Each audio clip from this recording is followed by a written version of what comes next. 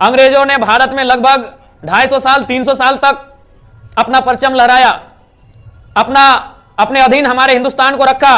लेकिन आपको जानकर आश्चर्य होगा कि अंग्रेज पूरे 300 सालों में कोई टाइम ऐसा नहीं था जब उनकी संख्या भारत में 3 लाख से ज्यादा हो।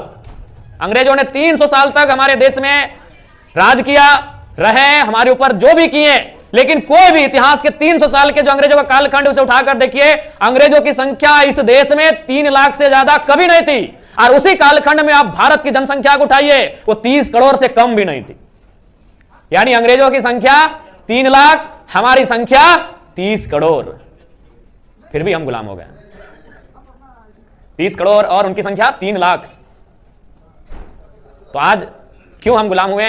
कारण क्या है?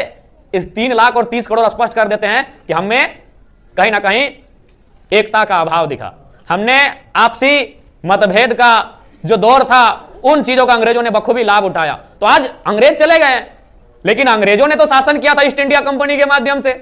आज हमें पढ़ाया जाता है अंग्रेजों ने ओरिजिनल शासन नहीं किया है, अंग्रेजों ने एक व्यवस्था के तौर पे शासन किया है और उस व्यवस्था का नाम था ईस्ट इंडिया कंपनी। आज अंग्रेज चले गए, लेकिन ईस्ट इंडिया कंपनी का रूप आज भी है। वो कहीं बीसीसीएल के रूप में है, कहीं सीसीएल के रूप में है, तो कहीं टाटा, कहीं टेल्को, कहीं टिस्को के रूप में आज भी ईस्ट इंडिया कंपनी इस देश में, इस राज्य में काम कर रही है। अंग्रेज आज भी उसी तरह हैं और हम भारतीय भी, हम झारखंडी भी उसी तरह हैं। ये किसी से छुपा नहीं है। अगर आज भी हम एकजुट हो जाते हैं तो 300 सालों के बाद अंग्रेज को उखाड़ कर फेंका तो टाटा रहे, टिस्को रहे, ये तो 100 साल 50 साल से हम पे जुल्म कर रहे हैं।